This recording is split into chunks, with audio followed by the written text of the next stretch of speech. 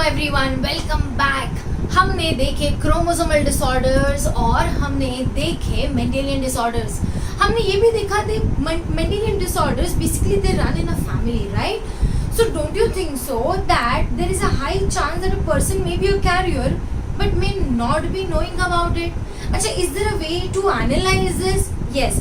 Of course, there are many modern techniques that can be used, but one way to analyze this is studying the family tree. And studying the family tree is called as pedigree analysis. So let us just talk about pedigree analysis. अच्छा, अभी मैं pedigree analysis करूँ तो मुझे सबसे पहले तो कुछ symbols use करने चाहिए ना to show the family tree. Let us see what are the symbols that we use in pedigree analysis. Okay? सबसे पहले हम सर्कल बनाएंगे तो सर्कल का मतलब है फीमेल, तो हमें फीमेल डेजिग्नेट करना है तो हम क्या यूज करेंगे? सर्कल।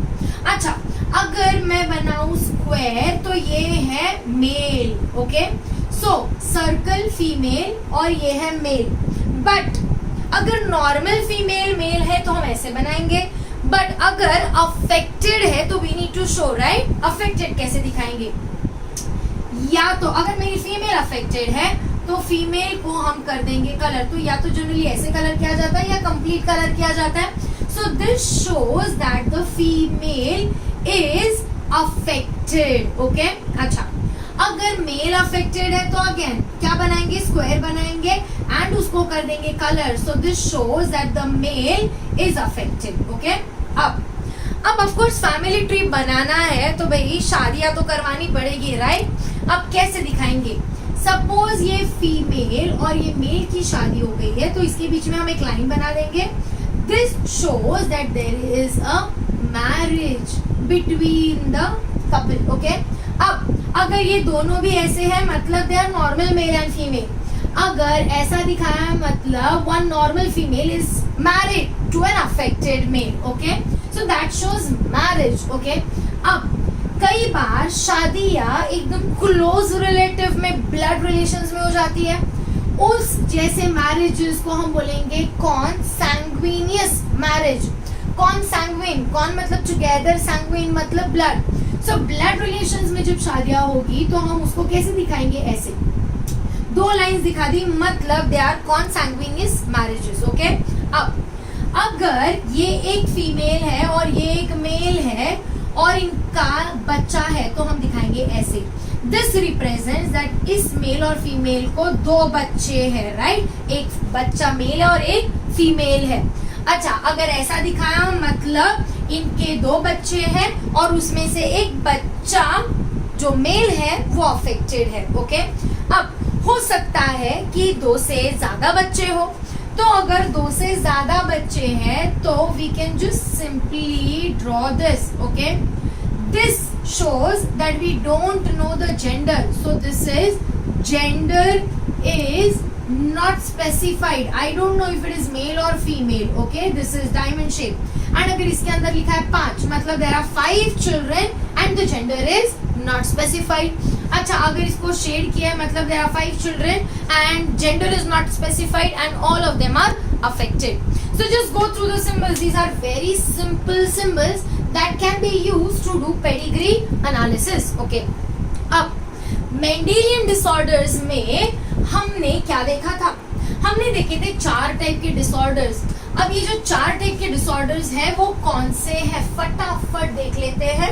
मेंडेलियन डिसऑर्डर्स में, okay, make a note of this.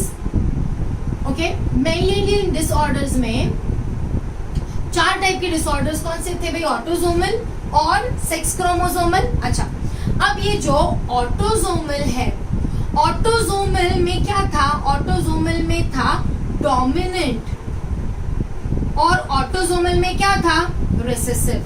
अब एक चीज याद रखो, हम कैसे आइडेंटिफाई करेंगे कि बच्चा ऑटोसोमल मतलब जो डिजीज है तुम्हारे फैमिली ट्री में वो ऑटोसोमल डोमिनेंट है या रिसेसिव है? एक चीज याद रखो, ऑटोसोमल है मतलब सेक्स का कुछ लेना देना नहीं है। This disease will be seen both in males and females. तो अगर बच्चों में मेल्स और फीमेल्स सब में बीमारी है तो वो ऑटोसोमल है, क्योंकि अगर वो सेक्स क्रोमोसोमल होगा तो there is a pattern that we have seen, right? अच्छा, दूसरी चीज इट इज डोमिनेंट मतलब it will be seen in every generation, क्योंकि एक सिंगल अलील होने के बाद भी it will be express. So autosomal dominant है तो याद रखो it will be expressed in every generation. तो हर जनरेशन में अगर बीमारी है तो याद रखो वो डोमिनेंट है. दूसरी चीज, there will be equal males and females affected. Males और फीमेल्स दोनों भी अफेक्ट हो रहे हैं और हर जनरेशन में दिख रहा है तो वो है ऑटोसोमल डोमिनेंट. ये पॉइंट याद रखना. ओके, हम याद करेंगे हम जब सॉल्व करेंगे. अच्छा, अगर ये ऑटोसोमल रेसेसिव है तो क्या है? अगर ऐसा दिखाया ना कि मेल और फीमेल दोनों बीमार नहीं है, बट इनका बच्चा, इनके बच्चों में ये बीमारी देखने को मिल रही है, इसका मतलब ये है कि ये बीमारी कैसी है? रेसेसिव है. तो अगर मेल और फीमेल दोनों इन्फेक्टेड नहीं है बट अगर बच्चे इन्फेक्टेड है, मतलब डेफिनेटली ये दोनों के पास एक एक छोटा अलील है एंड ये अलील यहाँ पे आ रहा है, इसीलिए ये बच्चे अफेक्ट हो रहे हैं. So if the parents are unaffected but the children are affected, then there is recessive. अच्छा, इसमें भी अगर जेंडर स्पेसिफिक नहीं है, मतलब ये मेल्स और फीमेल्स दोनों में है, okay, so there is no gender specificity, तो मतलब इट इज ऑटोसोमल. ओके, ये पॉइंट्स याद करते रहो, आ जाएगा. ओके, अच्छा, अब चलते हैं सेक्स क्रोमोसोमल में. सेक्स क्रोमोसोमल में है सेक्स लिंक्ड. अच्छा, सेक्स लिंक्ड में कौन कौन से होंगे? डोमिनेंट और रेसेसिव. अच्छा, अब यहाँ पे भाई सोचने वाली बात है. अगर ये सेक्स लिंक्ड है, मतलब I am talking about x chromosome. Okay, अच्छा, अगर ये डोमिनेंट है, मतलब अगर एक एक्स क्रोमोसोम पे भी है तो भी बच्चों में दिखेगा. तो इमेजिन मैंने एक फीमेल की शादी करवा दी है मेल से. ओके, अब ये मेल अफेक्टेड है सपोज, तो मेल अफेक्टेड है मतलब एक्स वाई क्रोमोसोम है उसके पास और ये जो है ना ये क्रोमोसोम अफेक्टेड है. अब डू यू रियलाइज इनकी जब शादी होगी तो बहुत सारे बच्चे होंगे. अब अगर ये एक्स क्रोमोसोम अफेक्टेड है और ये डोमिनेंट है तो ये एक्स क्रोमोसोम ऑटोमेटिकली सारी लड़कियों में भी तो जा रहा है. तो अगर लड़कियों में सारी लड़कियां अफेक्टेड है, क्योंकि भले ये नॉर्मल भी होगी तो भी you will see it will always have one X chromosome from the father, right. So अगर मेल अफेक्टेड है और मेल की सारी लड़कियां अफेक्टेड है, मतलब ये एक्स लिंक्ड है और ये कैसा है? Dominant. Because each girl child will get at least one chromosome from the father. याद रखो, मेल अफेक्टेड है और सारी बेटियां अफेक्टेड है. अब रेसेसिव है तो रेसेसिव में क्या है? रेसेसिव में मतलब क्या है कि दोनों अफेक्टेड होने चाहिए, राइट. सो या तो ऐसा होना चाहिए या तो ऐसा होना चाहिए. अब याद रखो सेक्स लिंक रेसेसिव हमने देखा है, it shows which inheritance? Criss cross inheritance. मतलब ये किससे किसको मिलेगा? ये मिलेगा ग्रैंडफादर से कैरियर डॉटर को और उससे किससे मिलेगा? ग्रैंडसन से. मतलब यहाँ पे ग्रैंडफादर अफेक्टेड रहेगा, ग्रैंडसन अफेक्टेड रहेगा, बट बीच का जो डॉटर वाला जनरेशन होगा वो अफेक्टेड नहीं होगा. कहना ही से ये सेक्स लिंक्ड रेसेसिव स्किप करते जाएगा जनरेशन, तो एक जनरेशन में दिखेगा, दूसरे में नहीं दिखेगा और फिर तीसरे में दिखेगा. अच्छा, इसमें सबसे ज्यादा कौन अफेक्ट होंगे? सबसे ज्यादा अफेक्ट होंगे मेल्स. क्यों? क्योंकि मेल के पास तो एक ही एक्स क्रोमोसोम है. इसमें तो देयर इज स्टिल चांस ना कि एक अफेक्टेड हो और एक नॉन अफेक्टेड हो, राइट. सो फीमेल में कैरियर्स भी होती है बट मेल में तो ऑप्शन ही नहीं है. एक एक्स है, वो अगर अफेक्टेड है तो मेल को बीमारी होगी. तो सेक्स लिंक्ड रेसेसिव में स्किप करेगी जनरेशंस, मेल्स में ज्यादा देखा जाएगा और हो सकता है कि दो पेरेंट्स मतलब फीमेल और मेल दोनों भी अफेक्टेड नहीं है बट उनके बच्चे को हो रहा है. क्यों हो रहा है? क्योंकि फीमेल कैसी है? कैरियर है. तो ये बेसिक चीजें अगर हम याद करें और थोड़ा अप्लाई करने की कोशिश करें तो हम आइडेंटिफाई कर सकते हैं जीनोटाइप भी और हम आइडेंटिफाई कर सकते हैं कि ये जो डिजीज है वो ऑटोसोमल डोमिनेंट है, रेसेसिव है, सेक्स लिंक्ड है, क्या है. हम सबका एक एक एग्जांपल ले लेंगे और ये अगर तुम सॉल्व करोगे और ये लॉजिक वापस रिवाइंड करके देखोगे वीडियो और एक बार लॉजिक वापस देखोगे तो तुम्हें शायद ये समझना आसान हो जाएगा. ओके, अब चलो करते हैं पेडिग्री एनालिसिस।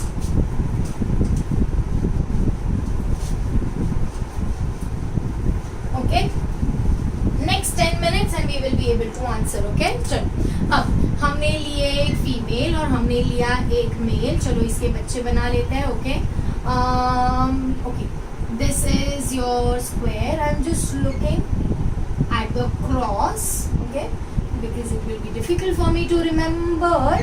अब this is okay, ये है और ये है। अच्छा, अब यहाँ पे ये वाला अफेक्टेड है, सुपर्ब। ये वाला अफेक्टेड है, ये वाला अफेक्टेड है और ये वाला अफेक्टेड है।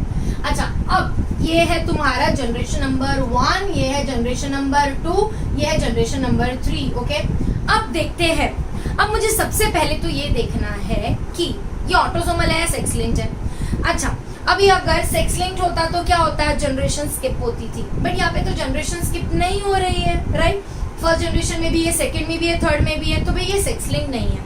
अब मुझे देखना है ये डोमिनेंट है या ये रिसेसिव है। अच्छा, अगर रिसेसिव होगा तो यू विल सी दोनों पेरेंट्स अनअफेक्टेड रहेंगे तो भी बच्चे को दिखेगा डिजीज। ओके, बट यहाँ पे तुम्हें दिख रहा है दैट ये डिजीज सारी जनरेशन्स में दिख रही है, मतलब ये डोमिनेंट ट्रेट होना चाहिए क्योंकि सब में दिख रहा है। अच्छा, सब में भी यू विल सी ये मेल में भी दिख रहा है और फीमेल में भी इक्वली दिख रहा है, तो ये डिजीज कैसा है, ऑटोसोमल डोमिनेंट। मैंने ऐसा क्यों बोला, क्यों डोमिनेंट है, क्योंकि ये हर जनरेशन में दिख रहा है। अच्छा, मैंने क्यों बोला क्यों ऑटोसोमल है, क्योंकि ये जब पास ऑन हो रहा है तो ऐसा नहीं है ना कि सिर्फ सन्स अफेक्ट हो रहे हैं या सिर्फ डॉटर्स अफेक्ट हो रहे हैं, it is affecting both sons as well as daughters. Okay, अच्छा, अगर कोई तुम्हें इसका जीनोटाइप लिखने बोले तो क्या करोगे, ऑटोसोमल डोमिनेंट है, मतलब यहाँ पे एटलीस्ट एक जीन कैपिटल ए होना चाहिए क्योंकि ये डोमिनेंट है, बट ये तो रिसेसिव है तो ये स्मॉल ए होना चाहिए। अच्छा, इन दोनों के सारे बच्चे अफेक्टेड है क्या, नहीं, मतलब कुछ बच्चे नॉर्मल भी है, तो ये नॉर्मल है, स्मॉल ए मतलब यहाँ पे एक स्मॉल ए आना चाहिए ना, तभी तो ये स्मॉल ए यहाँ पे आएगा। अच्छा, अब ये कैसा है, इसमें आएगा capital A small A because it has only just simple cross कर रही हूँ बस में, राइट। ये फीमेल भी अफेक्टेड है तो फीमेल क्या है, कैपिटल ए स्मॉल ए। अच्छा, पर इसका एक बच्चा अफेक्टेड है, मतलब इसके पास है इसके पास है capital A small A, right, क्योंकि इसका एक बच्चा अफेक्टेड है तो इसके पास डेफिनेटली एक स्मॉल ए होना चाहिए क्योंकि ये कैपिटल ए इससे मिला है तो इससे स्मॉल ए मिलेगा। और यू विल सी दैट ये अफेक्टेड नहीं है, मतलब ये क्या होना चाहिए, स्मॉल ए। ध्यान से देखो, करके देखो, समझ में आएगा, ये है ऑटोसोमल डोमिनेंट। चलो देखते हैं और एक example. This was your question number 1। Okay, अच्छा, इसका अगर तुम्हें कोई पूछे तो ये है स्मॉल ए। जनरली जीनोटाइप्स भी पूछे जाते हैं। अच्छा, चलते हैं सेकंड क्वेश्चन पर। सेकंड क्वेश्चन ड्रॉ कर रही हूँ, ये है ओके, ओके, तुम बोल रहे हो मैम आप कहाँ देख रहे हो, अरे मैं नीचे देख रही हूँ, मैंने एक ड्रॉ करके रखा हुआ है ताकि हमारे पास ज़्यादा टाइम ना लगे, कंफ्यूजन ना हो। Okay, but I don't know the answers, we are just trying to find out the answers, don't worry, I am going to tell you how to find out the answers. Okay, भाई बहुत बच्चे पैदा करिए यार इसमें तो, मजाक में। ओके, और ही बच्चा, चलो ठीक है। ओके, अब देखते हैं कौन अफेक्टेड है। ये है एक अफेक्टेड इसका, ओके, सुपर। ये भी एक अफेक्टेड है, ओके, और ये भी एक अफेक्टेड है। अच्छा, चलो, अब ये है सेकेंड केस। अब सीधा देखते हैं, हमने बोला अगर डोमिनेंट है तो हर जनरेशन में दिखेगा और पेरेंट अफेक्टेड होना ही चाहिए ना डोमिनेंट का, बट यहाँ पे पेरेंट जनरेशन अफेक्टेड नहीं है बट बच्चे अफेक्टेड है। गेटिंग माय पॉइंट, मतलब कहीं ना कहीं ये रिसेसिव होनी चाहिए। अच्छा, तुम बोलोगे मैम ऑटोसोमल है या सेक्स लिंक्ड है। हमने देखा था सेक्स लिंक्ड में क्या होता है, सेक्स लिंक्ड में स्पेसिफिक जेंडर टारगेट होता है, जैसे कि अगर एक्स लिंक्ड रहा रिसेसिव तो क्रिस क्रॉस जाएगा, और अगर डोमिनेंट रहा तो सारी फीमेल्स अफेक्टेड होगी, राइट। तो यहाँ पे you will see we for sure know it is recessive, क्योंकि दो नॉर्मल पेरेंट का बच्चा अफेक्ट हो रहा है। अब इसमें भी कोई जेंडर स्पेसिफिक तो नहीं है, मतलब ये सेक्स लिंक नहीं है, ये कैसा है, ऑटोसोमल। तो this is an example of what, autosomal, autosomal recessive. अच्छा चलो अब देखते हैं, ये रेसेसिव है मतलब ये स्मॉल ए होना चाहिए, बट भाई ये तो नॉर्मल है, ओके मतलब यहाँ पे भले एक स्मॉल ए होगा, ये एक स्मॉल ए होगा, there is a chance that ये जो पेरेंट है ये है capital A, capital A. Are you able to understand? अच्छा चलो ये स्मॉल ए है, ये है, this can be either capital A या capital A small A, cross करके देखो कैपिटल ए या कैपिटल ए स्मॉल ए। अच्छा ये क्या होगा, ये भी स्मॉल ए होगा क्योंकि अफेक्टेड है। This can also be capital A या कैपिटल ए स्मॉल ए, हमें नहीं पता, हमें बस इतना पता है कि बच्चा नॉर्मल है। अब यहाँ पे देखो, ये मुझे जानना है कि इसका क्या है जीनोटाइप। अब तुम ध्यान दोगे तो ये दोनों नॉर्मल है और इसका बच्चा अफेक्टेड है, मतलब दोनों में एक एक रेसेसिव जीन होना ही चाहिए, मतलब this can be capital A small A, तब जाके ये बनेगा स्मॉल ए, ये बन सकता है कैपिटल ए स्मॉल ए, या फिर कैपिटल ए और ये बन सकता है capital A small A and capital A. ध्यान से करो, तुम्हें समझ में आ जाएगा, ओके। अब ऑटोसोमल डोमिनेंट, ऑटोसोमल रिसेसिव, चलो और एक सिंपल एग्जांपल ले लेते हैं। This is your example number 3, right? Okay, this is 1, okay, so female, this is 1 cross, right? Okay, ये भी है, okay, this is affected, okay, super, this is also affected, baba, this,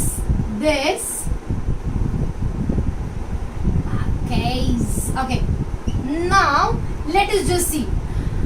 हाँ भाई तुम, मेरे को तो ड्रॉ करते करते ही समझ में आ गया कि ये क्या होना चाहिए। चलो फटाफट देखो, इसमें डू यू रियलाइज एक पर्टिकुलर जेंडर को ही टारगेट किया है, किसको टारगेट किया है? इसमें टारगेट किए तुम्हारे मेल्स को, मतलब मेल ज्यादा अफेक्ट हो रहे हैं, राइट? चलो तो अगर मेल ज्यादा अफेक्ट हो रहे हैं तो ये क्या होना चाहिए? ये होना चाहिए सेक्स लिंक्ड। अच्छा सेक्स लिंक्ड है, अच्छा इसमें डोमिनेंट है या रिसेसिव है ये देखना है। तो डू यू रियलाइज अगर ये सेक्स लिंक्ड डोमिनेंट होता तो मेल से फीमेल्स अफेक्ट होती, बट यहाँ पे तो सिर्फ मेल्स अफेक्ट हो रहे हैं, मतलब ये बेचारी मम्मी कैसी है? कैरियर है, तो ये mummy is a carrier. Suppose this is haemophilia because we know that disease, right?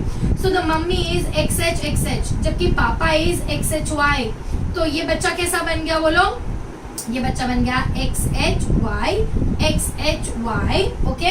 अब यहाँ पे आते हैं, ये नॉर्मल है, ये कैरियर होनी चाहिए फॉर श्योर, राइट? तभी तो इसका एक बच्चा ऐसा आएगा, राइट? अच्छा अब ये बच्चा अफेक्टेड नहीं है, इसका मतलब ये है कैरियर, राइट? अच्छा यहाँ पे भी क्या होगा? ये भी अफेक्टेड नहीं है, पर ये कैसी होनी चाहिए? कैरियर, तब जाके इसका एक बच्चा होगा affected, right? This is how we do pedigree analysis. Now trust me, just doing 3 examples is not going to solve the purpose, right? We need to solve many questions, use our logic. At times we may get stuck, we are not able to determine if it is sex linked या autosomal, not a problem। क्या करो? Genotype लिख कर देखो। अगर तुम genotype लिखना शुरू करते हो और तुम्हारा जो पेडिग्री है वो परफेक्ट बैठता है, that means you are on the correct path।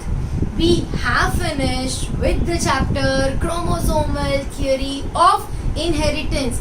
Those who are planning to give NEET, ये तो आता ही आता है for 4 marks, मतलब एक क्वेश्चन आना ही है।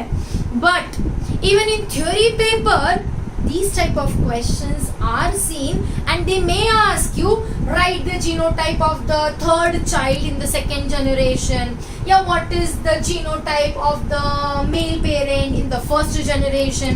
So these are the questions which are very frequently asked।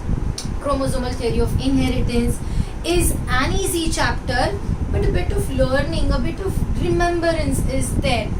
Hopefully when you go through all the videos again and when you see them, you just try to make some sense, write something, and that will help you to revise and remember. Remember, the only key to success is revision. The more you revise, the more you retain, and the better you score. Thank you so much. Hope you have enjoyed this chapter. I have thoroughly done it. Thank you so much.